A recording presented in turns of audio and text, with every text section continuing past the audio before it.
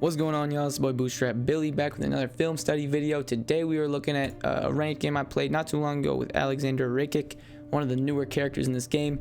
And during this video, I'm gonna focus a lot on timing and a few reads I made during this fight, as well as I go for the slip elbow a lot, which is probably my new favorite slip counter, and I'll be talking about that later as well.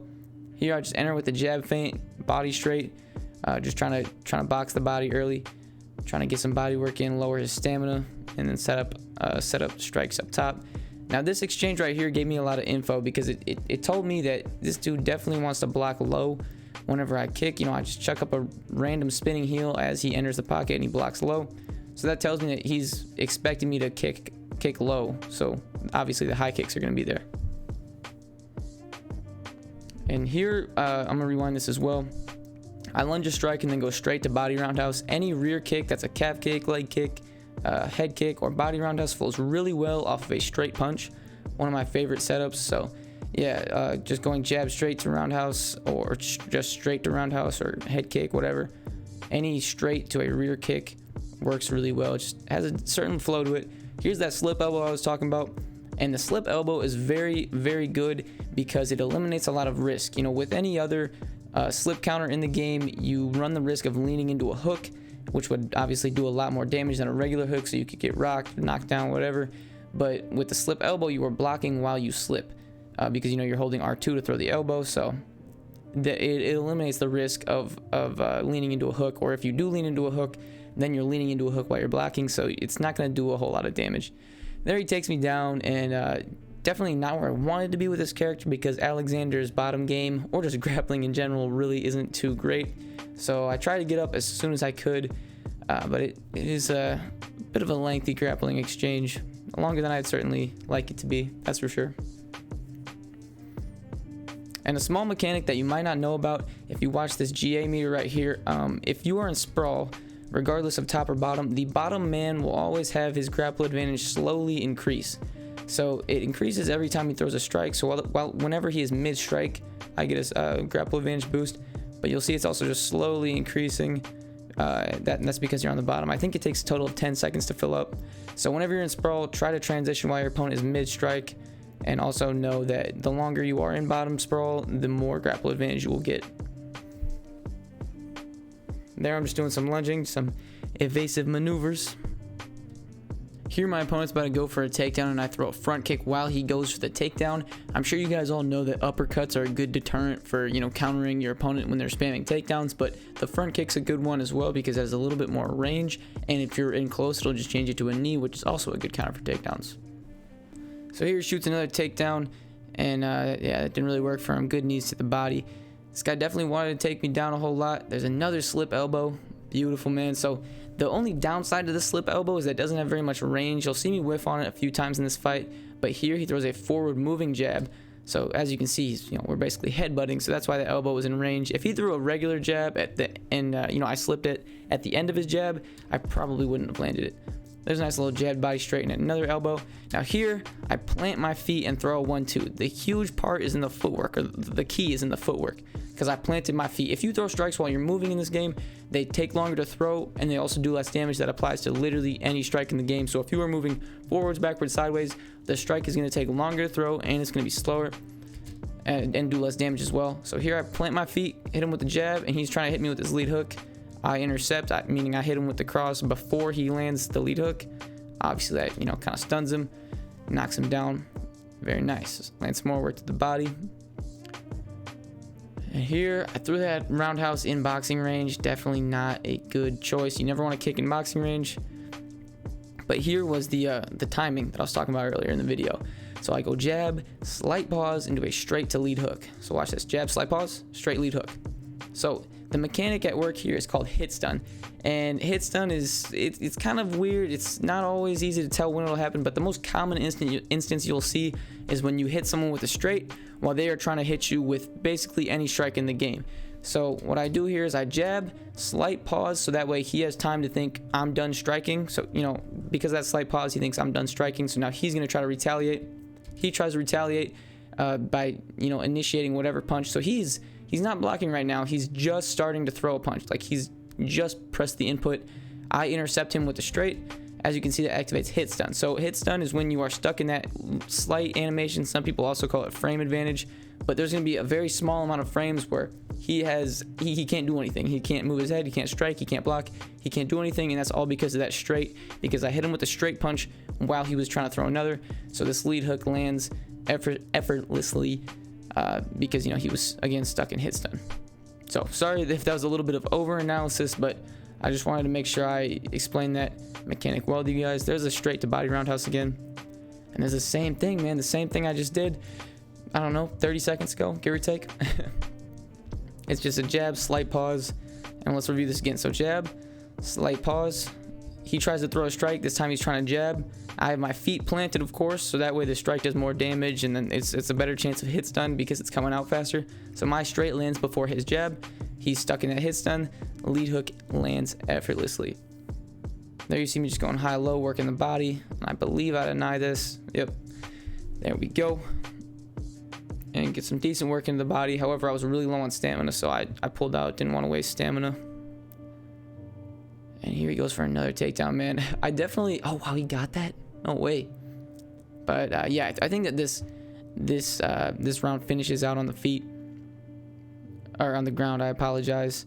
So I wasn't too mad about that.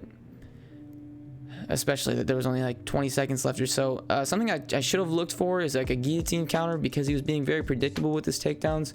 And you do that by just holding L2, R2, and L1. And it has to be a pre-deny, but then, you know, you'll get a submission counter and you can potentially finish the fight from there. It looks very saucy as well. So here we are at the start of round 2. It's the same thing, man. It's the same thing. This guy was just not catching on to my timing scheme, didn't catch on to what I was doing. So that jab, slight pause into a lead hook. And the reason I give that slight pause is because a lot of times in this game, you'll get into these weird exchanges where it's like, okay, I throw, you throw. So, you know, I throw a 3-piece, then my opponent throws a 3-piece. I throw a 4-piece, my opponent throws a 4-piece. And what this does is that you throw that initial strike and then pause. So your opponent's like, okay, he must be done with his exchange. Time to go with my exchange. So he throws whatever punch he's trying to lead off with, and obviously you intercept with the straight, hit him with the lead hook. So that's really the idea behind this timing scheme. You know, that's what I'm trying to do with it. Here's a nice head kick setup, body straight to roundhouse. I don't know if I already mentioned that that's one of my favorite head kick setups in the game, but it gets your character model very low. Here he hits me with one of his just an overhand, and as you'll notice, I'm gonna rewind this. He threw a lead uppercut. So I should say, he rocked me, tries to throw a combo 3-piece, and then he goes lead uppercut. So that's something that he starts to do a lot, and I can't remember if I picked up on it or not, but he does that a lot in this fight. As soon as he rocks me, he'll throw a 3-piece and then go lead uppercut. So that obviously sets up the slip or slip elbow. Here I dodge one of his strikes and get top mount. Now Alexander Ray Kick obviously has a disadvantage statistically compared to Glover on the ground. So, you know, typically I wouldn't want to be on the ground with Alexander, but I thought, hey, top mount's a pretty good position to be in. I'll stay here for a little bit and try not to get submitted, I suppose. And yeah, here I'm in half guard, fake the top mount, and then posture up from half guard. I should have just got up right away. I don't even know why I threw those 2 hooks. That's just a risk of getting swept or getting that hook caught. Now that body roundhouse wasn't a very good one because it wasn't set up with anything. There was no jab, there was no straight. It was just this weird body roundhouse that he caught, pushed me to the fence for. Now here, man, this is a beautiful front kick counter, and I want to show y'all just because I'm pretty sure I called it out while in game. Listen to this. I'm predicting a takedown from him sometime soon. He hasn't shot in a while.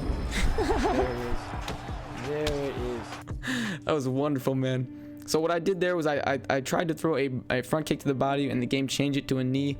So obviously I caught him while he was going for that takedown. And yeah, rocked him pretty good. Went high, went low, trying to work that body, of course. There I'm looking for that jab, slight pause, straight lead hook. Couldn't find it. And there's just a nice slip straight. I don't normally go for slip elbows because, like I said, they don't always have enough range, so they're not the most viable option all the time. But yeah, here I just knew that he was going to lead off with a straight punch.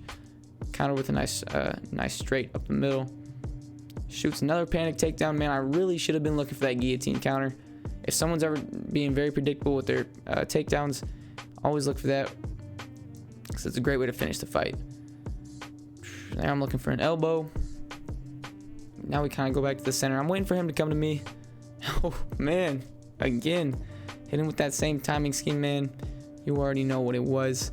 Let's just rewatch it. Jab, slight pause. He tries to initiate, right? He's trying to throw something. I think he tried to go with an overhand here. Hit him with the straight in between, or intercept it rather, and then the lead hook lands uncontested. He can't do anything about that lead hook in that position. There I try to put some pressure on, but I'm not going to gas. You know, I'm not going to throw an insane amount of strikes, gas myself out. Tried to put some pressure on and maybe get the knockdown, but you know, you can't force things in this game, so I kind of just let it go, let him recover. Yeah, I wasn't gonna, you know, don't want to gas yourself out. Can't blow your wad just because you got one stun. There I'm looking to work the body, keep the body work up. Now here was actually pretty nice, something that Martial Mind hates, or at least he certainly hated it in UFC 3, the jab feint to body straight. So here I feint the jab to get inside, to get in range to throw the body straight, and then go for the body straight, which has a lot of range, the most range out of any body punch. So it makes it a very viable option if you're trying to box the body. And there I go with the same thing again. Pretty cheesy, I know. Feel kind of bad about it, but you gotta do what you gotta do. This is ranked. There I feint the body straight, and my goal there was try to bait out an uppercut so I could counter.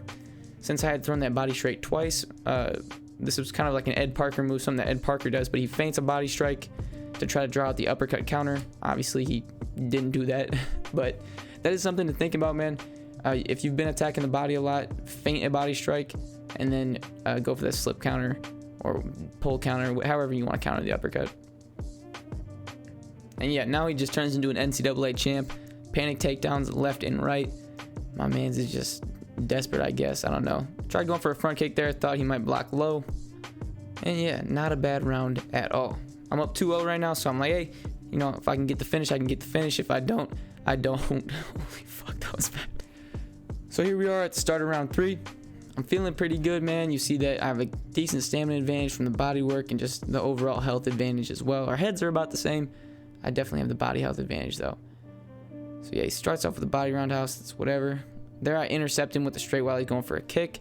And keep in mind, man, my feet are planted while I throw that straight. Most of the time, you don't want to throw forward moving strikes in this game. But yeah, here I just hit him with a nice straight. My feet are planted, which intercepts him, and then I go for a jab and a nice little two-piece.